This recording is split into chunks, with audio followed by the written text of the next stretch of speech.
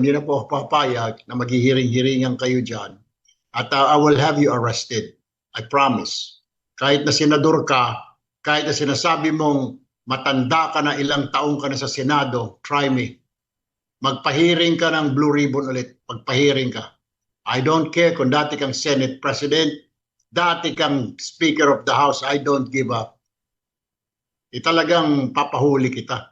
Kung hindi papahuli, kung ayaw ng usa, bibit-biting kita, kwikwilyohan kita, palalayasin kita dyan sa floor na yan. Because I am the legitimate Blue Ribbon Chairman. So, ito po ay patungkol po. Pakita mo sa akin, Tarot, ang tungkol sa update ng ating Presidente Bongbong Marcos Jr. Marami po ang nagtatanong, nagre-request, Madam Windra, pakibasahan naman po nasaan na ang ating Presidente Bongbong Marcos at kung ano ang nakikita ng Tarot. So, ima-manifest na po natin and then I will knock it and then scrabble and scramble. Yan po ha. Scramble and scrabble and everything that can be gumble. Ayan. Ayan. Pakita mo sa akin kung ano nakikita mo sa ating Presidente ng Pilipinas, Bongbong Marcos.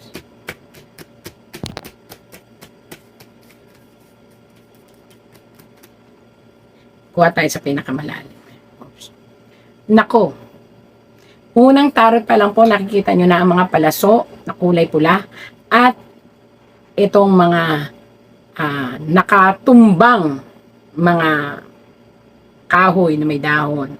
Ang ibig sabihin po nito, ito ay pag-iisip ng ating presidente kung paano niya malalampasan ang lahat ng mga bumagsak na kanyang mga pangako. Kitang-kita po rito, nakahupay. Pag sinabing nakahupay, nakatagilid na po ang mga itinanim na pangako. Pangako po yan, green, hope, pangako, pag-asa. Kaso po, kung mapapansin ninyo, punong-puno siya ng palasong pula. Ang ibig sabihin, hindi na po mahabol ng lahat ng mga negatibo at kapalpakan na nangyayari sa ating paligid, sa ating ekonomiya, sa ating sitwasyon. Ayan po, napakadami po ng palaso. Ang palaso, ganyan, bumabato. At binabato na po ang ating presidente ng Pilipinas at nakahupay na po. Ibig sabihin, struggled ang sitwasyon. Hindi na niya alam kung paano i-handle ang lahat ng mga sitwasyon na problema. Mas marami ang problema kaysa sa mga nagagawa at ginagawa ngayong solusyon. Yun po ang ibig sabihin nito ha. Kitang-kita naman po yan. Yan. Yung mga pulang yan, puro problema yan. Ito naman, yan yung mga nais na mangyari pero hindi makahabol. Kasi nga po, mas marami ang nangyayaring problema. At dahil dito, ang kanyang alalahanin ay mas malaki pa sa kanyang pagkatao. Ang ibig sabihin nito po, ang puso niya ngayon ay struggle. Bakit struggle? Tatlong bagay ang ikinatatakot niya. Una niya ikinatatakot, ito po, pamilya niya. Pangalawa, sarili niya. Pangatlo, pinamumunuan niya. Kitang-kita naman po, ayan, ang puso niya. Ano lang po ito? Kumbaga, lingwahe lang po ito ng tarot, yung puso. Pero ang ibig sabihin po nito, ang siya, ang ikinatatakot niya, ang ikinababahala niya, ang kanyang alalahanin. Actually, may nagpayo sa kanya. Why don't you, ito po, again and again po, entertainment use po ito, may nagpapayo po sa kanya, hindi ko alam kung sino ito nagpapayo. Nagpapayo ito, why don't you try na ipakita sa mundo ang isang sarswela kung saan gagamitin ang karamdaman. So, sarswela. Again and again, ito po isang tarot. Ako po yung taga-explain lang. Ang sabi po ng tarot, isang nakabaliktad na paham or isang nakabaliktad na tagapayo na nagbibigay ng liwanag na baliktad ang payong na ibibigay o hindi magandang payong na ibibigay sa ating presidente. Yan. Kung saan ginugulo ng payong ito, nakita nyo po ito, dalawang sitwasyon ang ginugulo. Una, ang isipan ng mga tao at ang mismong ating presidente. So parang lumalabas dito, may isang sarswela or kwento about karamdaman. Tingnan natin sa tarot kung tama ba may karamdaman. Dito, alalahanin lang at agam-agam at yung dati pa niyang mga kalusugan ang problema. Pero kung sa malalang malala po, sorry to say po, ang sabi po ng tarot ay maling payo. Maling payo na maaaring maging problema kasi magkakaroon ng question tungkol sa kalusugan ng ating presidente. Dito, alalahanin lang po ang nakikita. Walang malalang karamdaman na ipinapakita ang tarot. Ibig sabihin, ang tarot nagsasabi na walang malalang karamdaman, subalit may mga tao na nagpapayo sa kanya na gumawa ng, hindi gumawa, na magkaroon ng pananim sa isipan ng mga tao. Pananim yan, sa isipan ng mga tao tungkol sa isang karamdaman. So, ayon po dito sa tarot, yung payong iyan ay lalong magkakagulo. Bakit? Once po na malaman or i-spread nila na may matinding karamdaman ang ating presidente, magkakagulo ito sa parte at isipan ng mga tao. So kung sino man po ang nagpapayo sa ating presidente na siya ay ipakita ang kanyang karamdaman o magsabing may karamdaman siya, kinakailangan mapatunayan nila na ang karamdaman na yan ay tunay. Kasi po, magkakagulo po dyan pagdating sa kung sino ang mamumuno. Ayan kung sino ang mamumuno. Ang vice presidente ba o ang i-elect ng presidente. So hindi maganda ang payo hindi ko sinabing kunwari lang ang kanyang karamdaman. Hindi ko sinabi yon.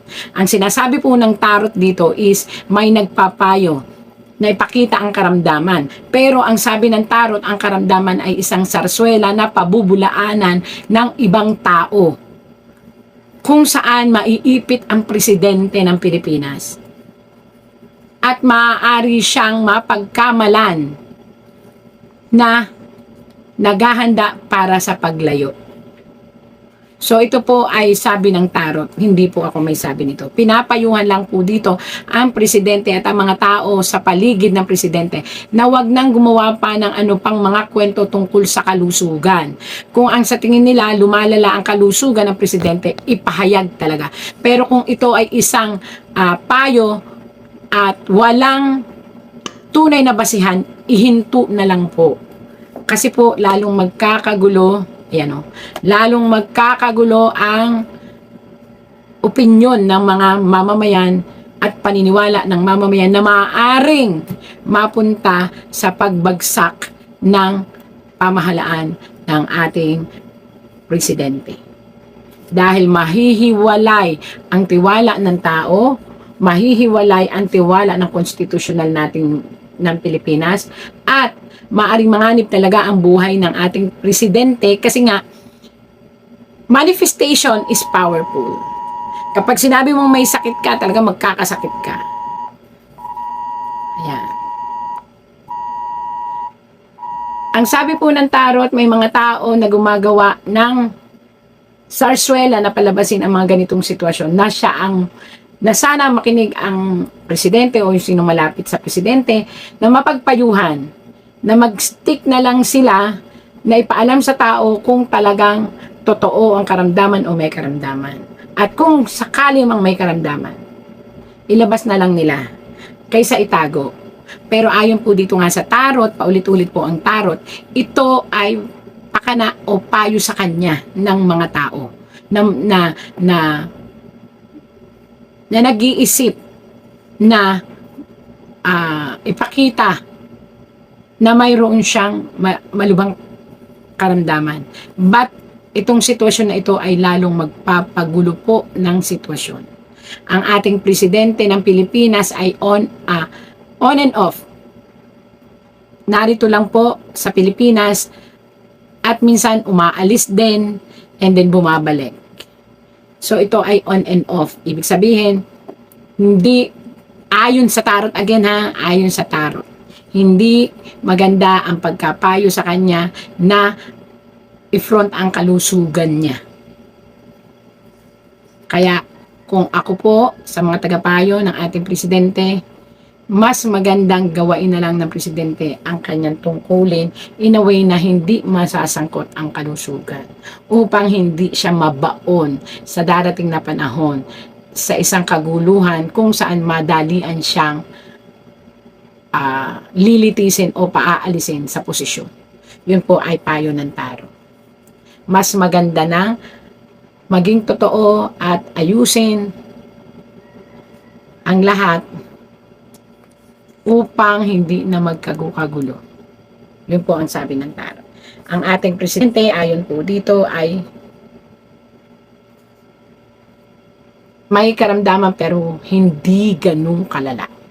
Ito ay pinatungan na lang ng mga payo, sirkulasyon ng payo, na maaaring dumating ang panahon, siya rin ang magpahirap sa sitwasyon.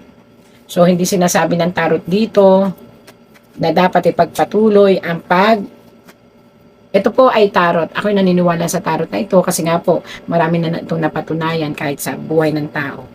Tandaan nyo po, kung ang tanong ay nasa ng presidente, ang presidente po ay parito lang, buhay, at kung sino man po ang nagpayo na i-front ang karamdaman, totoo naman pong kahit sino, lahat may karamdaman dahil sa nangyayaring ito.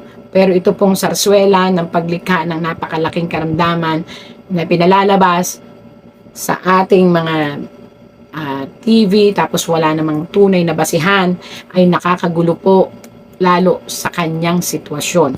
Kaya kung gusto nyo pong ipagpatuloy yung ganyang sitwasyon na pagpapasabi na kayo na malala ang karamdaman, lalo nyo pong pinapabilis kung sino man ang nagpapayo kay President, lalo nyo pinabibilis ang pagkawala ng tiwala ng mamamayang Pilipino. Oras na laging ang karamdaman ang ifo-front ninyo. Kasi ayon dito po sa tarot, may karamdaman pero hindi ganun ang tindi. At dahil din dyan, mapapabilis ang paghuhusga ng mamamayan kung sino ang dapat mamuno sa Pilipinas. O diba, mas lalong magulo. Minsan, manifestation of sickness ay lalo po iyang nagkakaroon ng komplikasyon. So, ang sabi ng tarot, hindi sa range 1 to 10, ang karamdaman ng ating presidente ay hindi dapat i-front, lalo na kung ito ay ginagamit pang politika. Yun po ang sabi ng tarot. Dahil lalo pong magkakagulo at lalong nanaisin ng taong bayan na mapalitan.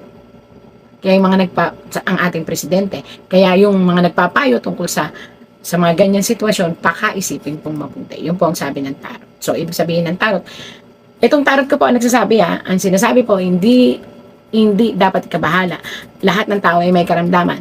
Lahat ay po pwedeng magkaroon ng karamdaman. Pero ang nangyayaring ito sa ating presidente, ito ay may dagdag bawas na. At lalo po itong nakakagulo. Kaya para po sa mga nagpapayo, pakaisipin mabuti. Mas isipin pa rin po ang kabutihan ng mamamayan at ng Pilipinas. At sana'y huwag maglikha ng kaguluhan sa isipan ng bawat isa. Kung talaga may karamdaman, ilabas ang katotohanan. Yun po ang sabi ng tarot. Pero kung wala, huwag nang gamitin para sa pampolitika at para makapagdagdag pa ng kaguluhan sa isipan ng mga mamamayan. Tandaan natin, ang lahat ng ating ginagawa ay ating responsibilidad. Kung ito ay parang isang komedya na mangyayari at makakadagdag sa kaisipan ng kaguluhan ng isipan ng mga tao, ito po hindi na nakakatuwa. Kaya ang sabi po ng tarot po ang nagsabi, ang nagbasa. At ako interpreter lang again. O ang ating presidente ay on and off, andyan lang. At kung ang tatanungin ang tarot, magiging sarswela ang kalusugan niya. Ibig sabihin, magagamit sa pampolitika na maaaring makagulo ng isipan ng mga tao at maraming mag-iisip, lalo na ito, maraming mag-iisip na ginagawa lang ito ng ating presidente. Ito po yung sabi po ng tarot.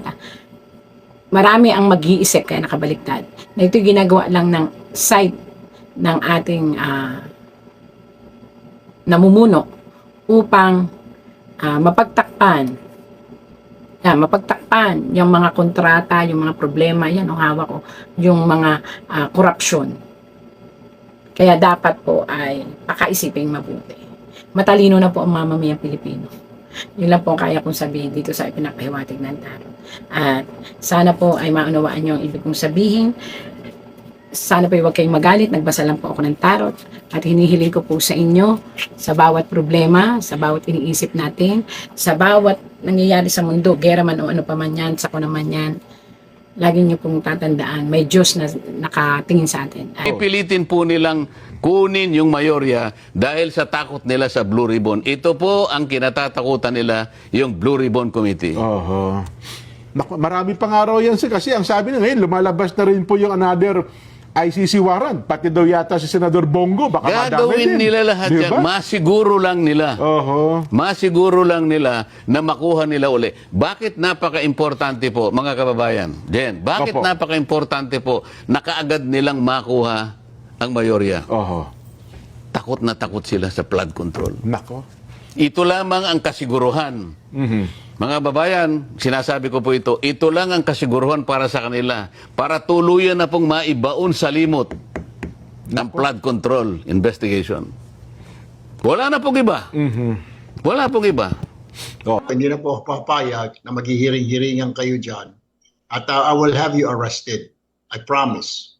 Kahit na senador ka, kahit na sinasabi mong matanda ka na, ilang taong ka na sa Senado, try me. Magpahiring ka ng Blue Ribbon ulit. Magpahiring ka. I don't care kung dati kang Senate President, dati kang Speaker of the House, I don't give up. Talagang papahuli kita. Kung hindi papahuli, kung ayaw ng usa, bibit-biting kita, kwikwelyuhan kita, palalayasin kita dyan sa floor na yan. Because I am the legitimate Blue Ribbon Chairman. Even during martial law, even during the abuse of arrest, kaliwat kanan at yung mga torture, wala pong high official na nagsabing, kwekwelyuhan ko yan, ako mismo arrestuhin ko yan, etc. So, you know, it's incredible that you'll have a human being speaking like that. Each house may determine the rules of its proceedings. So, kung titingnan mo ang rules natin, yung officers po, yung secretary, yung sergeant at arms, Senate President pro tempore at Senate President, 13 ang kailangan. Kasi all members. So, ang Constitution ay nagbibigay ng power sa rules at sinasabi po dito sa dalawa na kailangan 13. So, kung walang 13, hindi kayo tunay. Going back to yung hearing ni Senator Erwin, the 12 might want to rein him in even during martial law, even during the abuse of arrest, kaliwat kanan at yung mga torture, wala pong high official na nagsabing, kwekwelyuhan ko yan, ako mismo arrestuhin ko yan, etc. So, you know, it's incredible that you'll have a human being speaking like that. Kaya sa sulat ni former Congressman Michael Defensor, dapat ang sagot namin ay simpleng umattend kayo sa legitimate na Blue Ribbon Committee dahil yun ang may legal protection. Pero siguro idadagdag ko dun sa sulat na yung ganun mental state ng isang senator tapos siya ang magiging chairman, walang makakapag-guarantee ng inyong safety doon. At tandaan nyo po, tapos na po tayo doon sa 18 Marines. Kung gusto lang ipatawag ulit under Senator Marcoleta, pwede mag-attend sila Senator Win. Pero nandun pa tayo sa 2 o 3 witnesses na ang bibigat at may mga dokumento at talagang mayayanig yung ating bansa. Kaya po nagkakaroon ng ganito.